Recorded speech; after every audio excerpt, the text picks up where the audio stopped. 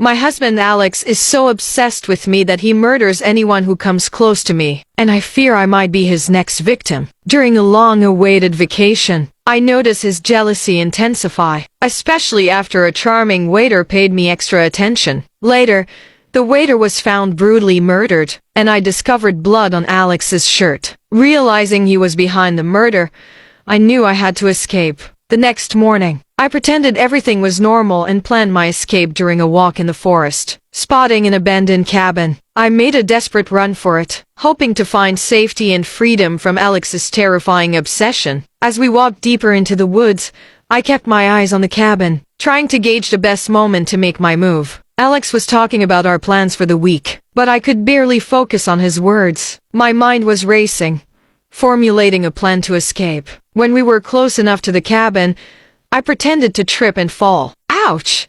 I think I twisted my ankle, I said, wincing in pain. Alex immediately rushed to my side, his concern genuine. But I knew it was only a matter of time before his darker side resurfaced. "Let me help you," he said, reaching out to support me. I leaned on him, but as soon as we were near the cabin door, I pushed him away with all my strength and bolted inside, slamming the door behind me. I quickly locked it and looked around for something to barricade the door with. The cabin was small and dusty, with old furniture scattered around. I pushed a heavy wooden table against the door and looked for a phone or any means of communication. There was nothing. My heart sank, but I knew I couldn't give up. Alex was pounding on the door, shouting my name. "Open the door now. You're making a big mistake." His voice was filled with anger, and I knew I didn't have much time. I spotted a small window at the back of the cabin. It was my only way out. I quickly opened it and squeezed through, landing on the ground outside. I started running,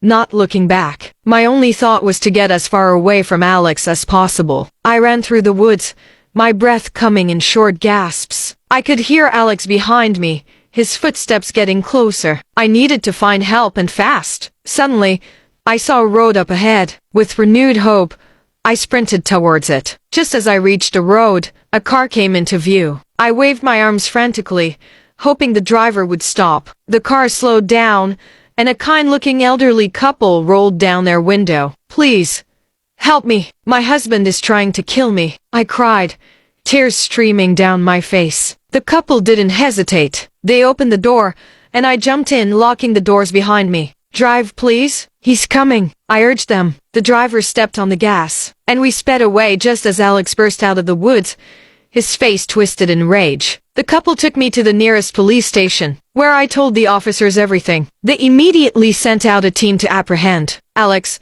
I was given a safe place to stay while the police conducted their investigation. A few days later, I received the news that Alex had been arrested.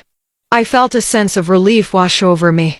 It was finally over. I could start to rebuild my life without the constant fear of Alex's obsession. The police assured me that he would be behind bars for a long time, and I was given support to help me recover from the trauma. With time, I began to heal. I found a new place to live, far away from the memories of my past. I surrounded myself with supportive friends and family, and slowly, I started to feel safe again. Though the scars of my experience would always be with me, I knew I had a second chance at life. I was determined to make the most of it, to live without fear, and to cherish every moment of my newfound freedom.